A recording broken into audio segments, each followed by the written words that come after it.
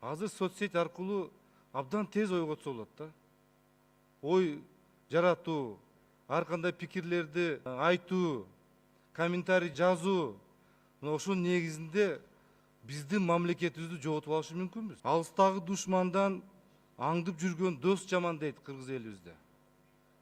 Ошон үчүн бизде бул жерге ички өзүбүз мыйзамдарды так сактасак, алдын алуу иш чаралар болгон жок.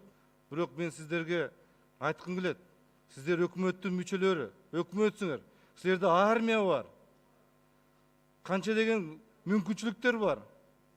Обл администрация, рай администрация, айыл өкмөттүн жетекчилерин бардыгына тапшырма берип, бир айдан кийин ушу тапшырманы сурап, ким аткарбашын баардыгын жазалаш керек. Бүгүн мына тиги Жеңиш Парпиевичтен сурап атам. Бишкек шаардын мэриясына 2 деген баа койсо болобу? Болот деп атат. Өзүңүздөн сурасам, канча силерге баа коелук десек, айта албай койду. Мына 5 кодекс боюнча, 2 мыйзам боюнча, даярдык боюнча баа 2 деп мен айтат элем. Даярдык боюнча.